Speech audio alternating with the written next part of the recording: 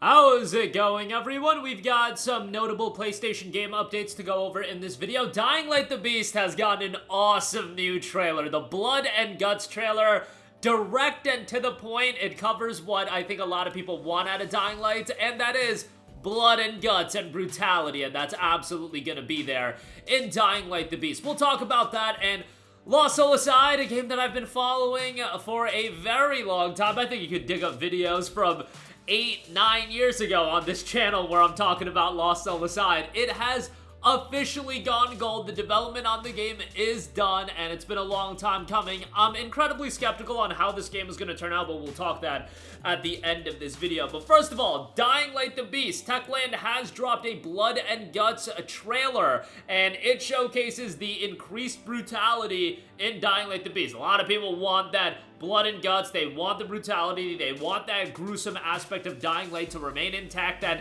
it is remaining intact, and I would say that Techland is upping it to 11. The official post notes, we are offering a glimpse into the increased gore and brutality levels of Dying Light the Beast in a new trailer titled Blood and Guts, and if the title doesn't give it away, consider this a definitive warning. This video contains extremely brutal and graphic violence. Watch it at your own risk. From the first frame to the last, it delivers a non-stop montage of the most brutal moments of Dying Light the Beast, including decapitations, bone-shattering slashes, blood-quenching stabs, and cool finishers. Dying Light the Beast is going to be absolutely brutal, and it's noted to be the ambition for the most brutal Dying Light yet. Dying Light has always been a franchise in which horror and primal brutality go hand in hand, but Dying Light the Beast elevates it to a new level. We've dramatically increased the body horror to give you this feeling of fighting for pure survival and Kyle's hunger for revenge. That's coming up from Timon Smektala, Dying Light franchise director, and it's not just for show. The gore adds a lot of interactive storytelling and to the psychological horror as well. It's one thing to see a health bar go down, it's another entirely to see the flesh peel away from the bone or have a burnt and destroyed face only inches away from you. That's how nightmares are made. The level of brutality is driven by significant tech improvements into the in-house engine. We've overhauled the body damage system, and explains Nathan Lemire, a game director. We doubled the number of places on enemies. We call them gore nodes, where players can inflict damage and the number of wounds or injuries that are visible on one single enemy, and we improved the precision of melee attacks, so the angle and trajectory of your strikes defines what you hit and how your enemies react to it, so you can target and cut off limbs more precisely than ever before. The combination of wounds, mutilations, and damage is almost endless, making every fight in Dying Light the Beast a new spectacle of blood and gore. And while every combat will feel gory, the brutal finishers take it to the top, with nearly triple the number of finishers. And Techland takes Blood and Guts serious to have a realistic representation of gore in Dying Light the Beast. The art team went to some lengths. We've improved all of the visuals of wounds and injuries and matched them with all of the body types. The research was extensive. I just hope no one ever looks up my browser history, coming from Dominik Wasienko, lead character artist. A recent video showcased Techland's efforts to create more realistic blood for Dying Light the Beast. Nothing out there provided us with the reality and blood splatter that we were looking for, so we brought in a lot of fake blood and recreated what we needed in real life with an actor. With 7 more weeks to launch, Techland is now improving and adding a few more details to make it as brutal as possible. Dying Light the Beast will come September 19th, 2025 for PC, PlayStation 5, PlayStation 5 Pro, and Xbox Series X and S. As of this moment, the game is still scheduled for a release on PlayStation 4 and Xbox One, but that'll be happening sometime down the line. We'll see if that comes to fruition, and potentially a Nintendo Switch 2 release. I imagine they would want to eventually port Dying Light 2 to Switch 2, and then port Dying Light the Beast as well. That's what makes the most sense to me. But I'm incredibly excited for Dying Light the Beast. You already know they've been incredibly transparent with the content level of this game. 20 to 30 hours for the main story. You're going to have additional content that's going to extend the experience for side content. It's going to be an open world, but a dense open world, which I think Dying Light excels at as far as that's concerned. Hopefully, with the delay of the game, that's just going to iron out some of the potential issues of the game from a performance standpoint, and that's really what 4 to 5 weeks of a delay can do for you. You're not going to fundamentally alter the mechanics of the game, but altering and ironing out some of the bugs and glitches, hey, that's incredibly important these days with some of the games coming out, especially on PC, to overwhelmingly or mostly negative or mixed receptions. Look at Wushang Fallen Feathers. A lot of people really enjoy that game. Came out to a negative reception on PC because of the janky PC version.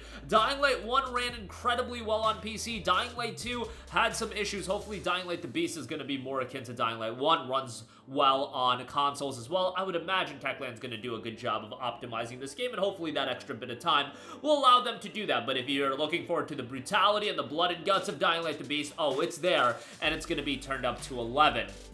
Again, Dying Light the Beast out on September 19th. Alright, moving on from that, Lost Soul aside, after a slight delay back in May, it has officially gone gold, meaning that the game is done development and it is being printed onto discs, and that doesn't mean entirely work is done on the game. However, they'll be working on updates and patches and things of that nature, but the main game is done, printed onto disc, and now it's going to be shipped out. Lost Soul aside has completed all development content and will be released on August 29, 2025. Kaiser's adventure is about to begin. Mysterious powers and unknown truths await your exploration and revelation. The team is currently working diligently on final optimizations and testing to ensure every psychic has the most seamless gaming experience possible. Thank you all for your continued anticipation and trust. We will meet on August 29th to embark on a journey of destiny intertwined with souls. I talked about the game recently. I'm pretty skeptical on it given the lengthy development time and some of the interviews that we've heard and some of the stuff I've just heard about the game. Now, some of it can be lost in translation. When you're talking about translating interviews and whatnot, things can get lost in the shuffle and things might be made out to be a bigger deal than they are.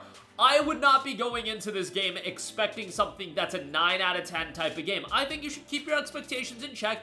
Expect a decent action game, and if it's better than that, hey, great, but I don't think you should be expecting the world out of it. Given the long and arduous development cycle, given that it's the debut title from Ulti-Zero Games, and again, it had a lengthy dev cycle, the game that I see, it looks to be a flashy action game, and really, that's the style of game that I want out of a game like this. I do think it's a bummer that it's coming out within a couple days. It's Gears of War Reloaded, Metal Gear Solid Delta Snake Eater, and Lost Soul aside.